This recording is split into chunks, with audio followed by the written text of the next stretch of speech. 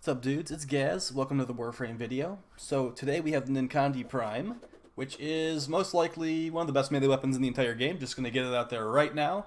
So this just came out with Wukong Prime Access. It's part of the bundle with the Wukong Prime Warframe, the Zahuj Prime Crossbow, and then the Ninkondi. And sorry if any of those pronunciations are off. I don't really care that much. But pretty much, guys, this thing is extremely insane. Like, I don't even know if they realized how crazy they were making this when they gave it these stats. So it's Master Rank 10 required, so pretty high Master Rank to get this thing. It has 1 attack speed, attacks once per second at base. It's got 22% critical chance, 2.4 multiplier, a really high multiplier there. Pretty low block, damage block percentage. If you're blocking with this thing, it's not going to prevent much damage. 36% status chance, very nice. It's got a very high amount of electricity damage on here, but it's also got slash, puncture, and impact, which are all various amounts. Mostly highly weighted into impact and slash. And the way that it goes when it's calculating these numbers and like probabilities of proccing statuses, guys, impact, puncture, and slash get multiplied by 4 compared to elementals like electricity. So this thing will be pretty likely to proc impact and slash over electricity, just because you basically need to multiply those numbers by 4 when taking in the probabilities of stats effects. Okay, so now that that's out of the way, let's just quickly show how this thing should normally be built, and then we're going to show this thing tearing through unnecessarily high-level enemies. I've also got some gameplay, so this is the build I'm going to recommend to most people. It's a pretty straightforward build. We're running Blood Rush, so as we get the combo multiplier higher and higher, this will give us more and more critical chance. And when it gets really high up there, we can get like orange and red crits. This build is not really focused on getting red crits. You could throw some critical chance on here if you want to get more red crits just because you like to see those red numbers. But yeah, we have Gladiator Might on here instead of Organ Shatter, which gives you slightly more critical damage. But with this Gladiator Might, this has a additional bonus where you get 15% critical chance per combo multiplier. So that can stack with this Blood Rush, and we'll get some orange and red numbers a lot faster. So we're like losing 30% critical damage, and we're not getting as high of numbers with just to have more crit consistency. That's going to be up to you. The fun thing about this, guys, this weapon, is it has so many build options. Like, legit, we have this healing return one. I love this build so much. This is probably the build I'm going to be using most of the time myself. And this one's using the mod called Healing Return. So what this does is, if you've ever heard of what Condition Overload does, Condition Overload will give you 60% melee damage per status type affecting the target. So it gives you more damage if the enemy has a bunch of statuses on them. This is like the opposite of that. It heals you, depending on how many status effects on the enemy. So these are very similar mods, Condition Overload and Healing Return. But this one is for healing yourself. And this thing is so... this build is really good, guys. So it's good enough to make Ember possibly viable. I actually made a Fire Gladiator build for Ember with this build kept in mind, and it actually is pretty cool. I might actually whip that build out on Ember pretty regularly. But yeah, back to this build. Let's quickly show how this weapon works. So we have the stance called Atlantis Vulcan here, and there's a couple combos you want to be keeping an eye on here. So the ones I'm going to recommend are Searing Undertow, Blazing Vortex, and if you feel like doing Molten Whirlpool and Infernal Maelstrom, feel free. But the two I mainly focus on are Searing Undertow and Blazing Vortex. Okay, so the reason I focus on them is because they're just really simple to do. For Blazing Vortex, you just basically hold down the button, and it makes you jump forward. You can hold it down again to do a spin forward. So that's a really nice combo for covering some ground quickly. There's a small animation lock at the end of it. So as you see, like my character's grabbing the nunchuck again with their hand. During that, you are animation locked there. If you have pretty high attack speed, you can get out of it a lot quicker. And then here's the other combos recommended. This is just the melee spam one. So that's pretty good for advancing. You can actually like slide in between the hits to cover more ground as well if you really want to do that. A couple other things about this weapon. So it has like the impact, puncture, and slash, as I said, but it also is just like really short range. I'm sure you could realize that if it's a nunchuck weapon, like it's not exactly going to be like hitting 22 meters away like some Zaws with ribbons can. And this thing has about like a 2 or 3 meter range at base. Some people probably would like to put the primed reach mod on here just to get some additional range. And that will give you about 2 or 3 more meters of damage there. So I could definitely see that being a possibility if you don't need this this damage at like anywhere near the levels you'll be normally seeing. So a Prime Reach will be perfectly fine for an everyday build on this. But me personally, I just like going like max damage, unless I'm using like the healing return, or there's even some ridiculous Rivens you can get for this thing. It has really high Riven disposition, five little blips. So some stats like this can happen. We got 204% melee damage, 124% critical chance. That gets us to like almost 50% critical chance just with this mod, and then 71 attack speed. That's basically Berserker right there. So I'm going to show you a clip with this thing later, but it's really insane, guys. All right, let's just start showing some stuff here. Okay, we're going to spawn some enemies. Let's do level 50 to start off with. We won't make them Eximus units. That's just unnecessary, right, guys? So I'm going to keep invincibility on just for now because I'm playing Nova, and yeah, you don't get any bonus damage, you're invincible, so don't worry about that. We have no buffs on right now. Alright, so when we get any semblance of a combo multiplier, these guys are just toast. Let's see how many hits oh, she's already like almost dead, never mind. So once you see that multiplier in the bottom right corner, using Drifting Contact will give you a lot more time on that combo counter, so it can make things a lot more convenient with your combo-based build with Blood Rush. Alright, let's just combo drop off, try these level 100s now. Alright, let's use some of these combos. I really like that one a lot. I mean, we're like not even hitting these guys really, and they're just like falling over and dying in a couple hits. So yeah, really nice, guys. Keep in mind, like, you will be getting a 35% block chance while you have this thing fully equipped. So if you can get over this really low range, I mean, this damage, this is without a Riven right now. I mean, this is something everyone can do easily, no RNG involved. And it even, like, it scales very well. This is the highest I can spawn in here. We'll be showing some clips of some Eximus versions of these enemies later. But it can handle it, like, even without a Riven, which is really nice. I hate having to, like, suggest Rivens on some of these weapons. Of course, a Riven is very powerful in this thing, and it's going to give you even more insane damage, but yeah, as you can see here, I mean, we're dealing with these enemies without that at all. We're only at a 2x multiplier right now. When it starts getting like a 3x, and we just got 2.5 there, things start to get kind of nutty.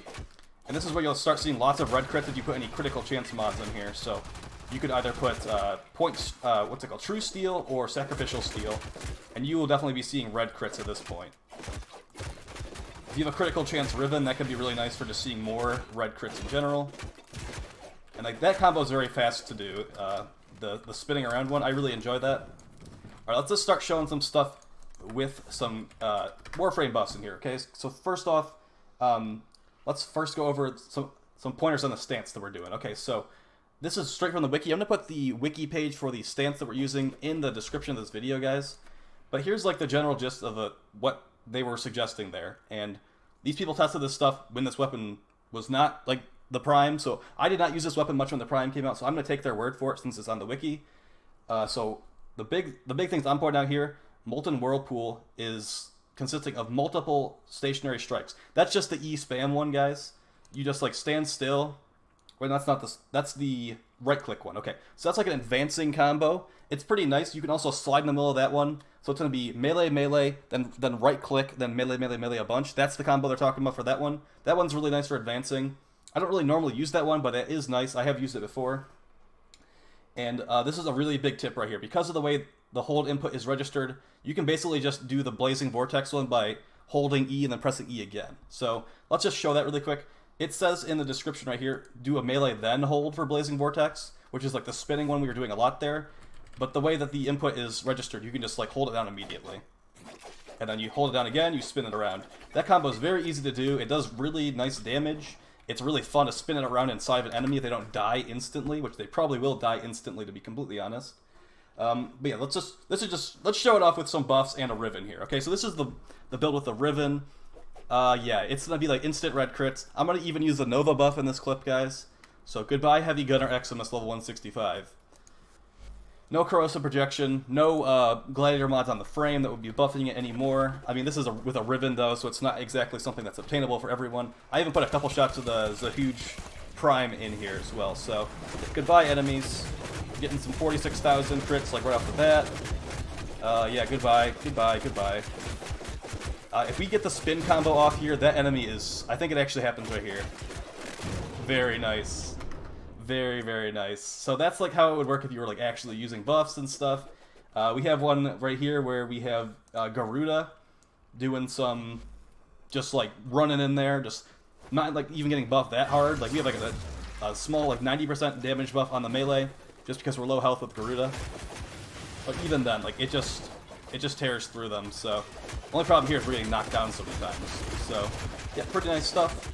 Let's quickly just show the Ember build I was talking about. So here's the Gladiator Ember build, where you can actually face tank some high-level enemies so you can keep attacking. So the focus here, guys, is there's Gladiator mod on the build, there's Hunter Adrenaline, there's Firequake, the augment for her 4 to knock enemies down. We've also got the Handspring mod to get back up if an enemy knocks us over. So the nice thing about Hunter Adrenaline on Ember is that you can take damage and gain energy back while you're in your 4. So it will keep you in your 4 like basically forever if they deal enough damage to you. So we're using Healing Return here. So every stats effect they're affected by will heal us for 11 each. So with Ember, you can get some pretty good chances of getting fire procs out. So I'm going to cast my 4 here, they're knocked down. And we have to get in there to start healing or we're going to die. So yeah, I mean, Ember is like probably one of the worst frames in the game right now, but I mean, this is like making her like a melee tank, which is kind of cool. Unfortunately, there's just no way to like draw aggro. That would be pretty awesome. Yeah, your armor values are very low in this kind of situation with Ember, so it is what it is. An Arcane Guardian would sure help you here, but I put on Arcane Strike just to have even faster attack speed and heal myself even faster. So yeah, I think I might have Guardian on here as well, but yeah. You don't need Energize for this setup, because with Energize you're getting energy back, but we have Hunter Adrenaline on, so we're getting our energy back instantly as long as they shoot us like once. So yeah, really fun stuff there, guys. Let's go over a full mission here. So I have a sped up mission. We're going to do a Kuva Flood with the Weeping Wounds and Blood Rush combo. I call it Weeping Blood. So you don't really need to run it that way, but it's a pretty fun build to use both Weeping Wounds and Blood Rush on this thing. So it gets you get really good crits with this. It's also going to strip armor at the same time, so really, really nice.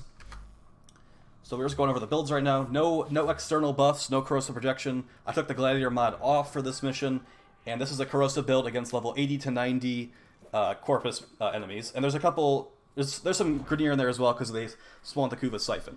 You will see that you actually do need to make sure you're like getting your combos off and keeping your combo going in this mission, because with a build that's not completely focused on damage like this one, where we're running Weeping Wounds and Blood Rush, neither of those give us damage directly. You need to get a couple hits on these guys, okay? So that's why I'm not really recommending the Weeping Wounds Blood Rush build to everybody, because it has some build-up time. It's not like upfront damage like the one I showed in the initial part of the video, where it's like, this is the build I suggest to you guys. But if you have a Riven for this thing, that's also going to really influence your build, because this thing actually has, like, here's some pros and cons for it. This thing actually has like lots of multi-hits in the combos. Like for example, the spin attack on this thing does 3 individual hits if you hit all the parts of the spin attack. So there's lots of options with this thing, guys. That's like actually one of the biggest pros, in my opinion. There is tons of build options for this thing. You can go a full status build if you really want to. You can go to full crit build if you really want to. Those will both actually be good, funny enough. But I think the hybrid build is the best. And you can do like like I said, like a Weeping Wounds and Blood Rush build. I don't normally do those, but for this thing, it attacks fast enough, and like I'm not gonna put range in this thing for myself personally. So I felt like it had enough slots. So that was really fun. Lots of multi-hits, so you build the combo really quickly. Like you could probably even get away with not running Drifting Contact on this thing, guys, because this thing builds combo so fast. Like just like the initial melee press does 2 hits like on its own. So really nice. The thing about that Healing Return build I showed with the Ember, like that still does a ton of damage. Like if you're using some external source of status procs, that's like even more healing. It's even more damage with Condition Overload. So that build is I really highly recommend that build, honestly, guys. That's the one I'll be using regularly. But here's some cons for this thing. Low range, duh. I mean, that's like, you're using this thing, you know that you're going to be up close and personal with these enemies. You're not going to be hitting them from the other side of the room.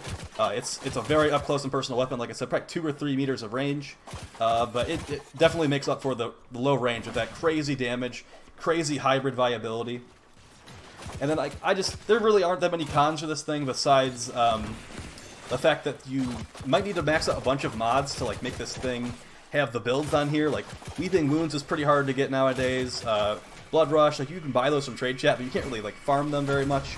So those might be hard to get. That's like one, I could call that a problem because the builds this thing has are hard enough to get. Like Condition Overload, a complete staple on this weapon. If you don't have Condition Overload, you should probably just do like a full crit build and start farming for Condition Overload, honestly, because Condition Overload is such a staple mod in this thing. Healing Return can be a staple mod as well if you're using it as like a healing stat stick, or not stat stick, but a healing stick in general. And then, as like I briefly mentioned, small animation locks and a few of the combos. So you'll get stuck in the spinning combo pretty regularly. Alright, as you see here, like we're just like playing a Naros in a exterminate mission, and the melee is doing all the damage. But this thing can definitely handle that. Like we've killed, how many? It takes quite a few hits to kill her, but we have a 1.5 combo multiplier right now. Like these guys are gonna take like probably 3 or 4 hits, and I mean that's pretty good for like the 1.5 multiplier when we have Blood Rush and Weeping Wounds on here, missing a lot of base damage. If we had like 90% elementals on here right now, it would be giving us like more oomph to our crits. But you know, like that's not the focus of this build we have on here right now. It's just really high scaling, just completely combo focused. And I mean, this thing is really fun, honestly. I could definitely recommend it to you guys. I'd say this might be, besides Wukong, this would probably be like the highlight of the Prime Access, because Wukong Prime is awesome. I can't really say that I would call this better than Wukong Prime. I mean, damage-wise it is, but Wukong Prime, like, he has a lot going for him. He's got his stick build. He's really good at, he's like probably the best spy frame in the game right now. He's got his clone, like you can literally AFK with Wukong. Don't tell anyone, but I actually did that the other day. I was doing an interception mission, and I like just sat on the objective with Wukong's clone, and just it did the mission for me. So that was really handy. But yeah, as you can see, guys, like this thing has fast enough attack speed midair that you can actually like do a quick melee attack and like one-shot a drone midair. So yeah, this thing is. I'm trying to think of like I tried Relentless Combination. I did not like Relentless Combination. That thing or that mod actually gives you more combo per second if you have like slash going the enemy. And this thing can proc slash, so I tried that out. I mean, I can't say I was like a super huge fan of it. Like this thing already builds combo fast enough. You don't really need Relentless Combination, but it was building it even faster. So I could even see a build like that being viable. Like maybe you could put like Buzzkill on this thing, make it like as highly weighted in the slash as you possibly can, and then do a Weeping Wound setup with Blood Rush. That would be really cool. I could see that being a thing. Like make it like a slash hybrid monster. It's still close range. Definitely, I'll be trying that one out later tonight, actually. I just thought of that idea. That sounds pretty fun. But that's going to be it for the video, guys. I definitely can highly recommend this to you guys if you have the mods to make the builds that we are showing today. And like I said, there's so much customization here, guys. You can make a viral build. You can make a gas build. The gas build won't be super amazing because there's lots of things to dilute the procs, because the base electric will make it so you can never have a pure gas and IPS build. But yeah, still, like, if you get a ribbon for this thing, like, I'm borrowing this ribbon from a friend, like the really godly one, which, I mean, this negative is not good. It's not bad, but it's also not great because, like I said, this thing has 3 hits on the melee, on the slide attacks, so maybe minus slide crit could be a problem to some people. This definitely is not a problem for me at all, but here's the one I have. Status chance, critical damage, critical chance. So this thing is actually really nice with that build, and I'm really happy that I rolled this one myself. So until melee gets nerfed, which we don't really have anything on the horizon for that, these ribbons will stay the stats that they are, so that's really, really nice. Make sure you grab a ribbon for this thing if you can. If not, like I showed earlier, super powerful, healing return build, really high tier, and yeah, it makes Ember maybe tanky. So I will see you guys in the next video. Mini video tomorrow for Wukong Prime. We'll be going over a little bit of these weapons additionally in that video anyway. So yeah, I'll see you guys then. Please like, share, subscribe. Peace.